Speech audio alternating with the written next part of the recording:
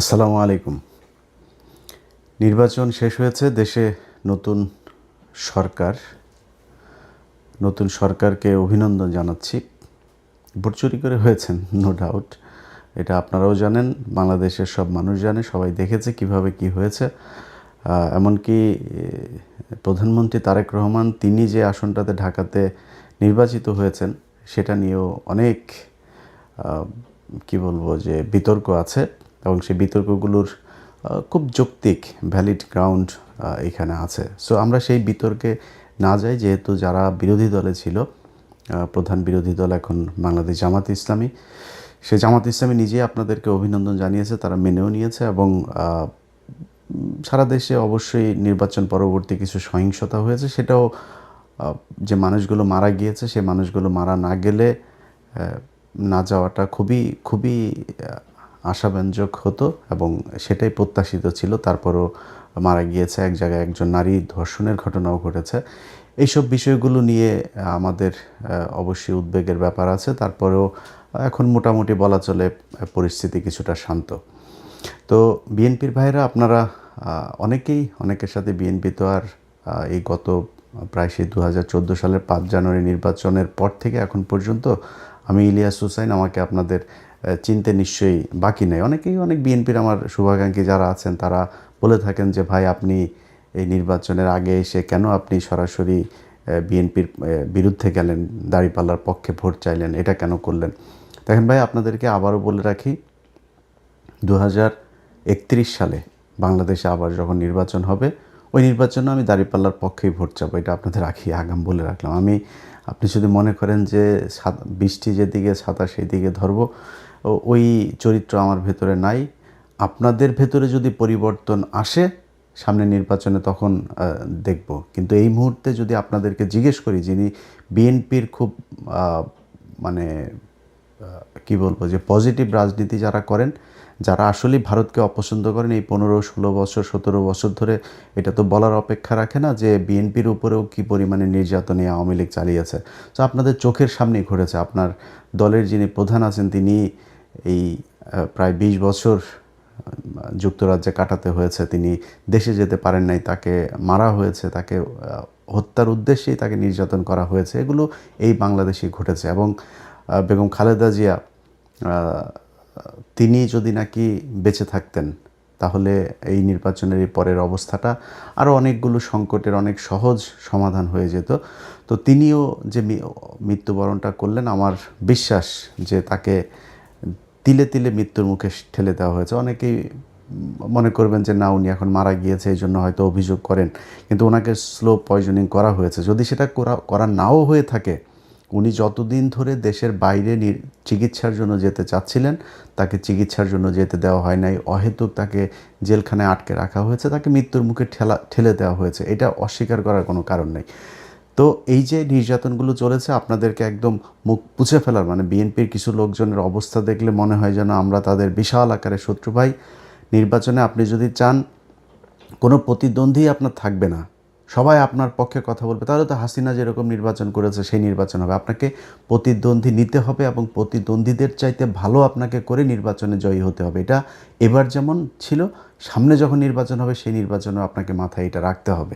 এবং সেই প্রিপারেশন যদি আপনার না থাকে, এবার জামাত ইসলামের সাংগঠনিকভাবে তারা আপনাদের সাথে হয়তো খুব নমনীয়ভাবে, দেশের একটা ক্রান্তিকাল চলছিল, এই মুহূর্তে দেশের ভেতরে যদি বিশৃঙ্খলা, আমি আল্লাহর কসম করে আপনাদেরকে একটা কথা বলছি, আমি নির্বাচনের পরে জামায়াতের আমিরের সাথে কথা বলেছি। সেই কথার ভেতরে একদম উনি যা বলেছেন, আল্লাহর কসম করে বলছি, আগেই বলছি, উনি যা বলেছেন সেই কথাটাই আপনাদেরকে বলি।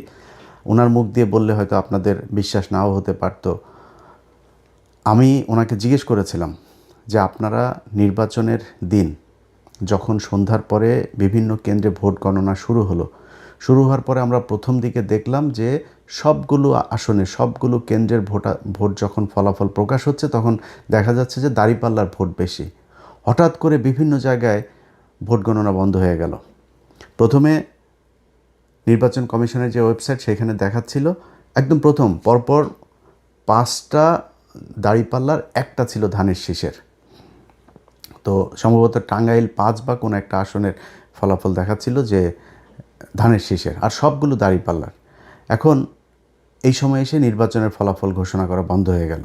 তো বন্ধ হওয়ার পরে যখন কিনা আপনি করলেন, একসাথে কয়েকটা কেন্দ্রের কয়েক ঘন্টা পরে আপনি দিলেন, 2-3 ঘন্টা থেমে থেকে তারপরে হঠাৎ করে একসাথে, যেমন তারেক রহমানের যে আসনটা খালেদুজ্জামান ভাই যেখানে দাঁড়িয়েছিল, খালেদুজ্জামান যখন কিনা সম্ভবত 17টা না কয়টা আসনের ফলাফল তারা একসাথে রিটার্নিং অফিসার আপনার সাইন করে দিয়ে দিয়েছেন, যে এটার আলাদা কোনো খবর নাই যে কোন কেন্দ্রে কতটুকু। যেটা আমি নির্বাচনের আরও 1 সপ্তাহ আগে থেকে বারবার বলছিলাম যে কারচুপি যেটা হতে পারে, এই যে বলা হয় মানে আধ্যাত্মিক কথাবার্তা বলা হয়, ভারত আমাদের এখানে জোর করে বসায় দেওয়া যায়, ভারত যা চায় তাই হয়, আমেরিকা যা চায় তাই হয়, এটা আমি মানি না, এটা আমি মানতে চাইও না, ভবিষ্যতেও মানব না, যে তারা এসে তারপরে ওই কালো জাদু করে তারপরে কাউকে ভোট বেশি পাওয়াই দেয়। এটা আমাদের দেশের যে ইঞ্জিনিয়ারিং, যেই মেকানিজম, সেটার মাধ্যমেই এটা করা হয়। তো সেটা কিভাবে করা হয়, ধরেন আপনি ফলাফল ভোট হয়েছে এক রকমের, আর রিটার্নিং অফিসারের অফিসে যখন যায় তখন রিটার্নিং অফিসার ঘোষণা দেয় আরেক রকম। এই জন্যে আমি বারবার বলেছিলাম যে প্রতিটা কেন্দ্রের ফলাফল, কেন্দ্রে যারা থাকবে এজেন্টরা, তারা ওই কেন্দ্রের ফলাফল ঘোষণা করে তারপরে এই কেন্দ্র ছাড়বে। কিন্তু জামাত ইসলামের বিভিন্ন জায়গাতে এই অভিযোগটা আমি নিজেও পেয়েছি, যে জামাতের ধরেন এক জায়গায় আমি জামাতের একজনকে জিজ্ঞেস করছিলাম, এই যে কি বলে মামুনুল হকের কেন্দ্রে, তো মামুনুল হক হুজুরের এই কেন্দ্রটাতে আমি 100% গ্যারান্টি দিয়ে বলতে পারি যে উনি পাশ করেছিলেন, বপি হাজ্জাজ এখানে পাশ করেন নাই, কিন্তু ওনার এখানে এজেন্ট নাই। পরে আমি জিজ্ঞেস করলাম যে এই কেন্দ্রটাতে এজেন্ট ছিল না, পরে উনি খোঁজ নিয়ে আমার জানালেন যে ওইখানে একজন নারী এজেন্ট ছিল, তিনার ছোট বাচ্চা ছিল, তিনি চলে গিয়েছেন। আরেক জায়গায় একজন গিয়েছিলেন নামাজে, ওই ফাঁকে যা করার করে ফেলেছে। সো আপনাকে এই প্রিপারেশন রাখতে হবে যে এমন একজনকে দিতে হবে যে 24 ঘন্টা থাকতে পারবে, যতক্ষণ দরকার হয় এই ফল বের না হওয়া পর্যন্ত তাকে থাকতে হবে। এরকম ঘটনা নিশ্চয়ই আরও অনেক জায়গাতেই ঘটেছে। এই ঘটনাগুলোকে যাতে ঘটানো না হয় সেটা ব্যবস্থা করতে হবে। তো আমি আমির সাহেবকে জিজ্ঞেস করলাম যে আপনারা যখন ফলাফল দেখলেন যে কয়েক ঘন্টা বন্ধ রেখে এরপরে এই ফলাফল দেওয়া হলো, হঠাৎ করে 10টা 15টা 20টা কেন্দ্রের একসাথে ফলাফল দেওয়া হচ্ছে, এই 2-3 ঘন্টা যখন বন্ধ ছিল, আপনাদের নিশ্চয়ই মনে আছে, চ্যানেল 24, 71 টিভি, সময় টিভি, তারপর আরও কয়েকটা টেলিভিশন আছে, এরা আপনার রেজাল্ট দেওয়া শুরু করলো কি যে সব জায়গায় বিএনপি, সব জায়গায় বিএনপি। জামাতের যে আসনগুলো আমি নিজে ধরেন যেগুলোর খবর জানছিলাম, যেমন আমার বাসায় চুয়াডাঙ্গাতে, আমি চুয়াডাঙ্গার দুটোতেই রেজাল্ট পেয়েছি যে দুটো জিতে গিয়েছে, কুষ্টিয়াতে 3টা রেজাল্ট পেয়েছে জিতে গিয়েছে, নীলফামারীতে জিতেছে, সাতক্ষীরাতে জিতেছে, যশোরে খবর পেয়েছে, কিন্তু সেগুলো রেজাল্ট দেওয়া হচ্ছে না, সেগুলো বলছে না, সব বিএনপি বিএনপি বিএনপি, এবং মানে আজগুবি রেজাল্ট দিয়ে দেওয়া হচ্ছে চ্যানেল 24, তারপরে এই সময় 71, এই টেলিভিশনগুলোতে। তা আমি সাহেবকে বললাম যে আপনারা এই সময়টাতে আপনারা কোনো প্রতিবাদ করলেন না কেন? যখন দেখলেন যে আপনাদের রেজাল্ট আর দেওয়া হচ্ছে না, ওই জায়গায় তো আপনাদের উচিত ছিল। ঢাকা 8, মির্জা আব্বাস কখনোই পাশ করে নাই। মির্জা আব্বাসের এখানে কি হয়েছে সেটা বাংলাদেশের সব মানুষ দেখেছে, যে বিএনপি করে সেও জানে কিভাবে পাশ করানো হয়েছে তাকে।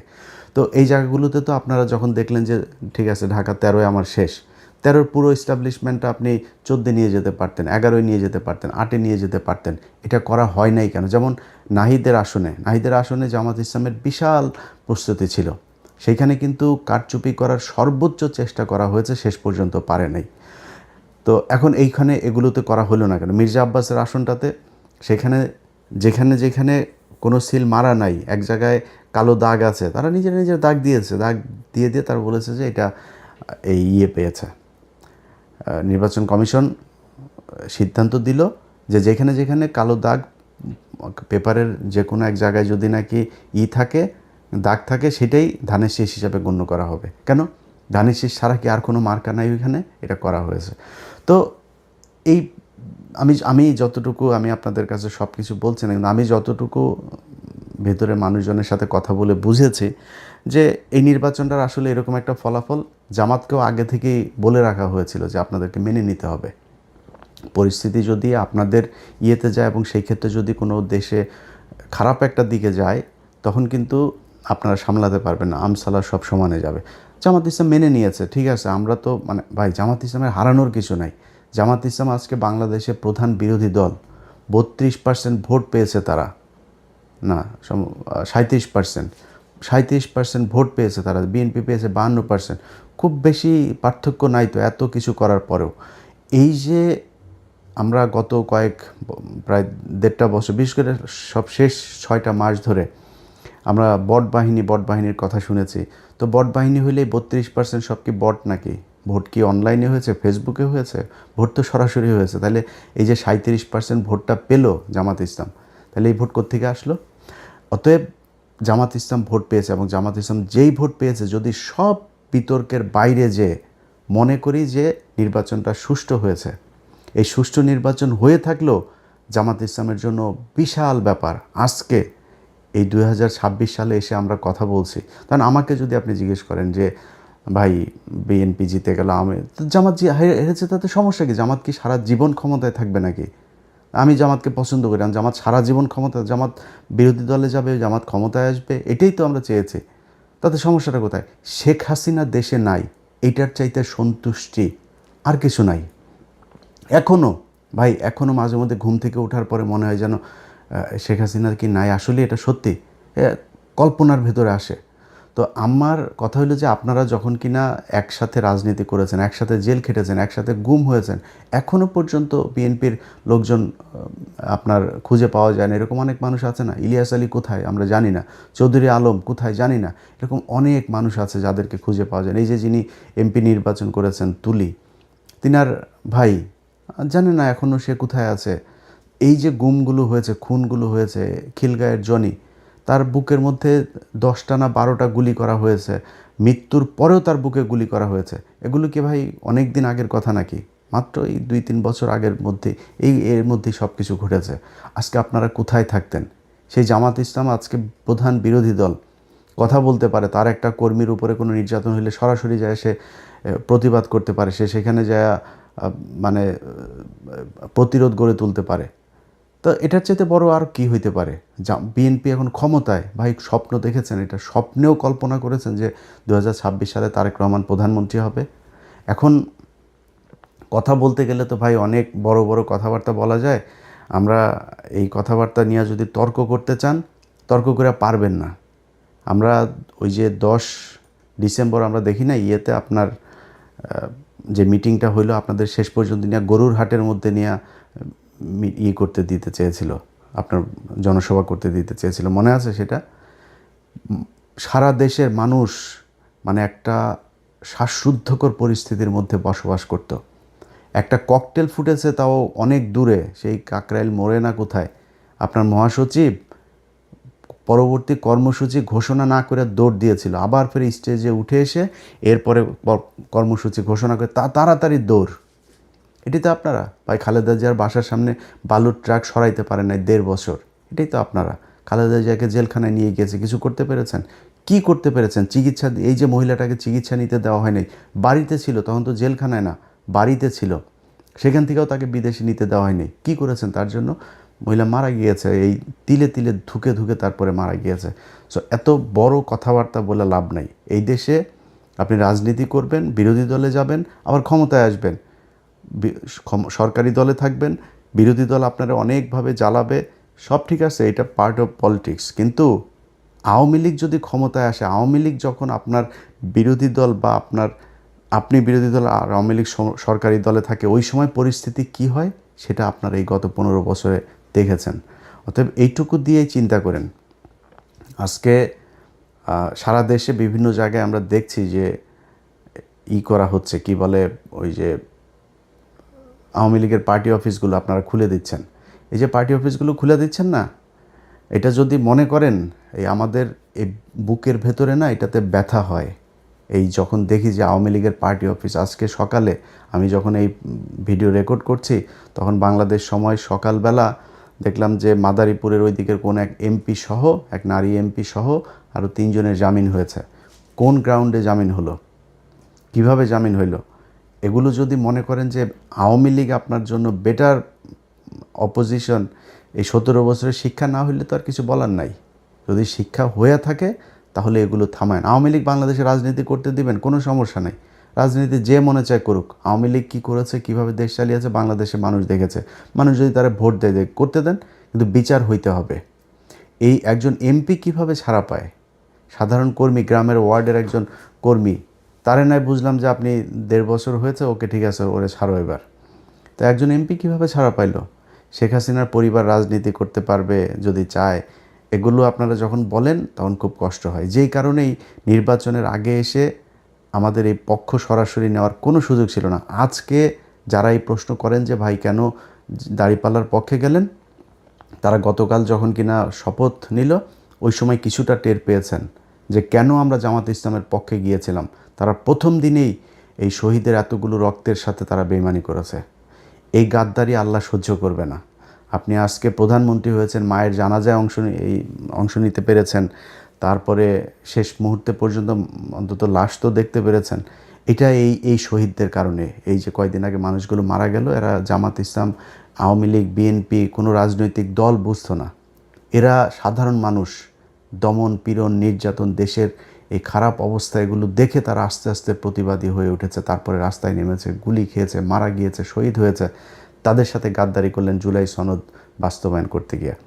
তো এই জিনিসগুলি যদি না করেন তাহলে আমাদের ভাল লাগবে। আপনারা দেশ চালান, কোনো সমস্যা নেই। আপনাদের কাছ থেকে রুটি খাইতে যাব না, রুটি খাওয়ার লোক বহুত আছে, যারা খাইতে চায় তাদেরকে দেন, কোনো সমস্যা নেই। আমার একটাই পলিসি, সেটা হয়েছে যে ইন্ডিয়া এই দেশে কোনো দিন আর মাতবাড়ি করতে পারবে না। অতএব এই ইন্ডিয়া, আওয়ামী লীগ এখনও পর্যন্ত সেই ইন্ডিয়ার সবচেয়ে পছন্দের দল, এবং আওয়ামী লীগ এই দেশে ক্ষমতায় আসলে আবারও ইন্ডিয়া সেই আগের মতোই করবে। সো তাদেরকে আসতে দিয়ে না, আপনাদের পায়ে ধরে অনুরোধ করলাম, আর কিছু না। তো যেটা বলছিলাম যে জামাতের আমির উনি এই কথাটা বলেছেন যে আমাদের যদি নাকি ওই সময় ইলিয়াস, আমরা যদি নাকি গ্যাঞ্জাম করতাম, তাহলে আমাদের কাছে গোয়েন্দার তথ্য ছিল যে এখানে আওয়ামী লীগ নামবে মাঠে, এবং আওয়ামী লীগের সাথে বিএনপিরও কিছু লোকজন নামবে, নেমে তারা প্রচণ্ড বিশৃঙ্খলা করবে, দেশটা একটা গৃহযুদ্ধের দিকে যাবে। আমরা ওই দিকে যেতে চাই নাই, এই জন্য আমরা কোনো কিছু বলি নাই। তো এই যে জামাতের আমিরের মতো একজন মানুষ এতটুকু মানে স্যাক্রিফাইস করেছে। ধরেন আমি জামাত ইসলাম পাশ করলে কি হইতো? হ্যাঁ হয়তো, ধরেন মনে করেন যে আমার জন্য বাংলাদেশের রাস্তাটা অনেক ইজি হয়ে যেত। আমি ভাই বাংলাদেশে গিয়ে মন্ত্রীও হইতাম না, এমপিও হইতাম না। এমপি হইলে আমি তো হয়তো জামাতের কাছে চাইলে আমার এমনিতেই দিত। আমি হইতে চাইনি তো ভাই। তো আমি চাইনি ওইটা, আমি এখনও চাই না, ভবিষ্যতেও চাবো না। এটা আল্লাহ বাঁচায় রাখলে তারপরে দেখবেন। আমার রাস্তা ভাই ওই একটা, আওয়ামী লীগ আর ইন্ডিয়া, এর বাইরে কিচ্ছু নাই। কিন্তু উনি তো প্রধানমন্ত্রী হইতেন। যিনি প্রধানমন্ত্রী হইতেন সেই ব্যক্তি মানে এত ঠান্ডা মাথায় আমার সাথে বলতে পারেন যে ইলিয়াস, আমরা ওই সময় কিছু করলে দেশের অবস্থাটা খারাপ হইতো। আগে বলেছি, আল্লাহর কসম করে বললাম যে এতটুকু স্যাক্রিফাইস উনি করেছেন।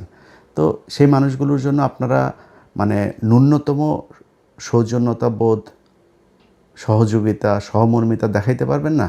এদেরকে আক্রমণ করে কথা বলতে পারে। চারিদিকে যে অবস্থা, সেই ৭১ রাজাকার টাজাকার এইসব বলে কথা বলা, যে বডি ল্যাঙ্গুয়েজে আপনার গত ২-৩ দিন সালাউদ্দিন, আমির খসরু আর হইল গিয়া এই মির্জা ফখরুল কথা বলেছে, ভাই এইটা যদি, এই চেহারা যদি তাদের আজ থেকে ৫ বছর আগে দেখতাম, প্রশ্নই আসে না আওয়ামী লীগের বিরুদ্ধে এত ফাইট করতাম, নিজের পরিবার সবাইকে এত বিপদে ফেলে দিয়ে, কখনই করতাম না। তো যাই হোক, আজকের এই ভিডিওটা যে কারণে আপনাদেরকে কথাগুলো যে কারণে বললাম, সেটা হচ্ছে যে ভাই আপনারা ক্ষমতায় এসছেন, দেশ চালান, কোনো সমস্যা নাই। আপনাদের যে মন্ত্রিসভা গঠন করেছেন, এই মন্ত্রিসভা আমরা এদেরকে আগেই চিনি। ধরেন একজনের কথা বলি, এই যে ইকবাল হাসান মাহমুদ টুকু, তাই না? এই ইকবাল হাসান মাহমুদ এই বদমাইশ না? সেই যে বিদ্যুৎ চুরি করেছিল, যে বিদ্যুৎ খাতে যে লুটপাট করেছিল, এই বদমাইশই তো। সেই বদমাইশরা আবারও আপনারা সেই বিদ্যুতের খাতেই দিয়েছেন। আপনার এই চোর, আপনার সালাউদ্দিন, তারে স্বরাষ্ট্রমন্ত্রী বানিয়েছেন। এরকম আরও অনেক চোর আছে, যেই চোরেদেরকে আপনারা আবার বসিয়েছেন। কিছু ভালো মানুষও আছে, এই যে আলতাফ হোসেন চৌধুরী, এই লোকটা যদি আসতো ইতে অনেক ভালো লাগতো। ওই যে সাকা চৌধুরীর ছেলে হুমাম কাদের চৌধুরী, উনি যদি আসতো অনেক ভাল লাগতো। নতুন ইশরাক এসেছে, একটা ভালো পছন্দ। তারপর এরকম আরও অনেকেই ছিল যাদেরকে আপনারা আনতে পারতেন। এটা আমাদের আলোচনার বিষয় না যদিও, কিন্তু এখানে যে চোরগুলোকে এনেছেন, এই চোরগুলো দিয়ে এই যে মির্জা কী বলে ফখরুল ইসলাম আলমগীর, এই মির্জা ফখরুল ইসলাম আলমগীরের ভাই তো মনে করেন এখন লুটপাট করে মানে অস্থির বানায় দিবে। আপনার হাতে রিজার্ভ আছে কত ভাই? রিজার্ভ কত? ডক্টর ইউনূস তো তেনা তুনা পেঁচায়া আকুর বিল বাকি, আদানির বিল বাকি, বিশ্বব্যাংকের বাকি, কিস্তি বাকি, আইএমএফের কিস্তি বাকি, বিভিন্ন বাকিটা কী করে শেষের দিকে এসে আমরা $29 বিলিয়ন রেখে গেলাম। এই $29 বিলিয়ন ভাই, এই রোজার পরই অবস্থাটা দেখেন না। অলরেডি ডলারের দাম ঊর্ধ্বমুখী। আজকে জ্যাকসন হাইটে গিয়েছিলাম, দেখলাম যে আমি গত 3-4 দিন আগে জ্যাকসন হাইটে গিয়ে দেখলাম কত যেন আজকে তার চাইতে $1 বেশি। তো ডলারের দাম বেড়ে যাচ্ছে। তারপরে জিনিসপত্রের দাম, এখন এই যে রমজান এসেছে, জিনিসপত্রের দাম বাড়ানো, নানান চ্যালেঞ্জ সরকারের হাতে। তো এই যে জায়গাগুলো, আপনারা এমনিতেই তো ভাই অস্থিরতার মধ্যে থাকবেন, তার উপরে এসে আবার এখন রাজনৈতিক যে বিরোধী দলটা আপনাকে সহযোগিতা করতে চাচ্ছে, সেই বিরোধী দলটাকে আপনি খোঁচায় আবার সেই 71-72 এসব 71-72 ট্যাবলেট বাংলাদেশের মানুষ আর খাবে না। আপনার ওই যে 32 নাম্বার ভেঙে দেওয়া হয়েছে না, 32 নাম্বার আবার ওইখানে ওইটার করেন, যেহেতু আওয়ামী লীগের অফিস টফিস খুলে দিচ্ছেন, তো 32 নাম্বার আবারও মেরামত করেন, আবারও ভাঙা হবে, এটা নিয়ে কোনো ডাউট নাই। এইভাবে আপনারা যদি নাকি আওয়ামী লীগকে রিহ্যাবিলিটেট করতে চান, করতে পারেন, করে যান, দেখেন কতটুকু আওয়ামী লীগ আর আপনারা সব এক হইয়া তারপরেও জামাতের সাথে 5 বছর পরে লাগতে আইসেন, দেখেন তারপরে জামাতের ভোট কত আছে আর আপনাদের দুইটারে মিলায় ভোট কত আছে।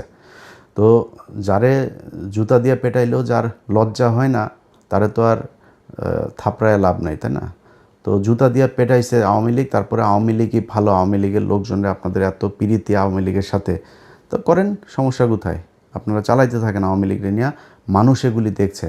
আপনি যদি মানুষের মাইন্ড রিড করতে না পারেন, তাহলে এই আওয়ামী লীগের যে অবস্থা হয়েছে, আপনাদের অবস্থা ঠিক ওইরকমই হবে। আপনারা আওয়ামী লীগ এবং এই ইন্ডিয়ার আজকে এই জুলাই আন্দোলনের একদম মূল এজেন্ডা ছিল হচ্ছে এই দুইটা, যে আওয়ামী লীগ ইন্ডিয়া, এই দুইটার ব্যাপারে মানুষ এত পরিমাণে খেপেছিল, সেই দুইটারই আপনারা বিশাল প্রীতি দেখাইতে যাচ্ছেন। মন্ত্রী পরিষদটা আমি যদি নাকি নাম ধরে বলি, ওনার এরা তো সব প্রভাবশালী লোকজন, তো আর নতুন করে আর বিতর্ক বাড়াই না, বাট আমার কাছে মনে হয়েছে যে একদম 8-10 জন একদম ইন্ডিয়ার মানে পয়দা করা মন্ত্রী এখানে বানানো হয়েছে, একদম চিহ্নিত ইন্ডিয়ান রয়্যাল এজেন্ট, তাদেরকে এখানে মন্ত্রী পরিষদে বসানো হয়েছে। সো সেই মানুষগুলিকে নিয়ে আপনারা বাংলাদেশে মানুষের সাথে তামাশা করলেন, জুলাই সনদই করলেন না, করতে থাকেন, সমস্যা নাই। এই পৃথিবী শুধু 5 বছরের জন্য না। আজকে আপনারা যেই চেয়ারে বসে আছেন, এই চেয়ারে আপনাদের যে বহু প্রতাপশালী শেখ মুজিব ছিল, বহু প্রতাপশালী শেখ হাসিনা ছিল, আজকে তাদের অবস্থা কোথায়? শেখ হাসিনার দিন কাটে এখন, আগে 2-1 বোতল খাইতো, এখন মনে হয় 8-10 বোতল ফেন্সিডিল খায় তার দিন কাটে। কোথায় সে আওয়ামী লীগ? আর আওয়ামী লীগের লোকজনরে বললে তারপরে শেষ করি, ভাই তোদের যদি লজ্জা শরম কিছু থাকতো, তোরা আবার এখন ফেসবুকে করিস। ওই তারেক রহমানের মেয়ের একটা ভিডিও বের হয়েছে, সেই ভিডিও দিয়া তারপরে এক জায়গায় দেখলাম লিখেছে যে ওদের শেখ পরিবারের মেয়েরা নাকি বিশাল আকারের সম্মানিত, তারা নাকি জীবনে, তোদের শেখ পরিবারের একটার জামাই হইল গিয়া ইহুদি, একটার বউ খ্রিস্টান, একটার যায় আকাম কুকাম করিস ইন্ডিয়াতে, তোদের তো বাংলাদেশে কিছুই নাই। তারেক রহমানের মেয়ে কোন গানে গিয়ে বন্ধু বান্ধবীর সাথে পড়াশোনা করে সেখানে গিয়ে সে ফান করেছে, সেটা তো বহুত ছোট জিনিস। তারেক রহমানের তো আর তার মেয়েরে তো আর ওই লন্ডনে তো আর ফেলে দিয়ে আসে না আরেকজনের সাথে, ওরা এটা নিয়ে করে। ওদের যদি লজ্জা শরম কোনো কিছু যদি থাকতো, ওদের যেভাবে জুতায়া বাংলাদেশের মানুষ পাঠিয়েছে, ওরা এতদিনে অন্তত মানে পায়ে ধরে হাতে ধরে মাপ চাইতো যে ঠিক আছে আমরা যা ভুল করেছি আর ভুল করব না। ওরা আবার ঘাট তারাম করে এখনও ভাব মারে, ওরা আবার নাকি না করে তারপরে পোক্ত হয়ে বাংলাদেশের রাজনীতি শুরু করবে। তোরা আয়, তোদের জন্য তুই মনে করিস না যে এই বিএনপি তোদেরকে সাপোর্ট দিয়ে রাখবে আর বাংলাদেশের মানুষ সব মারা গিয়েছে? এত মারা যায়নি তো। এই জামাত শিবির আজকে যে অবস্থানে আছে না, এর চাইতে আরও ভয়ঙ্কর, খুব ভার্নারেবল একটা পজিশনে থেকেও কিন্তু তারা এই দেশে ফাইট করেছে, পালায় যায়নি কেউ, রাজনীতি করেছে এই দেশে। এখন তো তাদের অবস্থা অনেক ভালো, চাইলেই উপরায় ফেলা যাবে না, একদম নিষিদ্ধ করে এগুলি করে যাবেন। আওয়ামী লীগই তাদেরকে একদম পরিপূর্ণ করে দিয়ে গিয়েছে। যাদেরকে এতদিন বলা হইতো যে রাজাকার ছিল, মুক্তিযুদ্ধের সময় জীবিত ছিল, সব ফাঁসি দিয়ে দিয়েছে। এখন কি বলবি? এখন এদেরকে রাজাকার বলবি, এদেরকে ফাঁসি দিবে, এদের বিচারের আওতায় আনবি, কিনে আনবি। চাঁদাবাজিও করে না, ধান্দাবাজি করে না, টেন্ডারবাজি করে না, মানুষের মেয়ে মানুষের দেখলে ইপটিজিং করে না, কিছুই করে না, তো তাদেরকে তুই নিবি কেমনে? আবার এই হাসিনার মতো ওই যে ইন্ডিয়ারে নিয়ে তারপর ওইভাবে, ওইটা অত ইজি হবে না বিষয়টা। তো এটা করতে আসলে সেই পরিস্থিতি কি হয় সেটা বাংলাদেশের মানুষ দেখিয়েছে জুলাই মাসে। যদি এরকম পরিস্থিতি আবার আসে, এই দেশের মানুষ আবারও রক্ত দেবে। রক্ত দিলে আমার মনে হয় যেই ভুল করেছে, যেই চোর বাটপার আন্তর্জাতিক ন্যাশনাল সব চোর বাটপারদেরকে বসাইছিল, ওরকম চোর বাটপার ইনশাল্লাহ আর বসবে না। একদম শুরু থেকে মানুষ বুঝবে। আমরাও মানে ওই খোলা পানিকে আমরা ওই যে দই মনে করেছিলাম, চুন দেখে আমরা দই মনে করেছিলাম ওইটারে, মনে করে তারপরে সবার কত প্রশংসা। আমি নিজেই বলেছি এই ইউনুসকে 20 বছর চাই ভাই। প্রতিটা উপদেশটা চুরি করতে করতে দেশটার একদম ধ্বংস করে দিয়ে গিয়েছে। তো এই ধ্বংসস্তূপ থেকে তারেক রহমান টেনে উঠাবে, এটাই বিশ্বাস। মন্ত্রিপরিষদ নিশ্চয়ই উইদিন 6 মান্থ বা 1 বছরের মধ্যে এটার পরিপূর্ণ একটা হবে। নিশ্চয়ই তারেক রহমান সেই জায়গায় নিয়ে আসবে। আর ভাই, আপনারা যারা মন্ত্রী টন্ত্রী এমপি টেমপি আছেন, চুরি করার সুযোগ পাবেন, কিন্তু দেশের একদম ওই দেউলিয়া বানায় তারপরে যদি চুরি করতে যান তাহলে কিন্তু সমস্যা হবে। যাই হোক, ভালো থাকেন।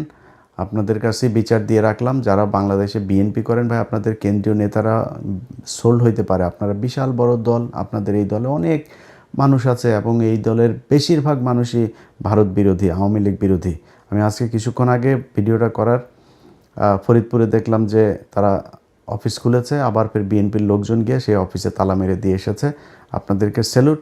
যারা তৃণমূলের নেতাকর্মী আছেন ভাই, এই মির্জা ফখরুলদের সমস্যা হয় না। মির্জা ফখরুলের মেয়ে অস্ট্রেলিয়া ছিল, তার ঘর জামাইটা অস্ট্রেলিয়ায় ছিল, টাকা পাঠায়, আওয়ামী লীগই টাকা পাঠাইতো, তারা ভালো থাকে। আপনাদের সালাউদ্দিনের শিলংয়ে নিয়ে ভিআইপি রিসোর্টে নিয়ে রাখে, এদের সমস্যা হয় না, সমস্যা আপনাদের হয়।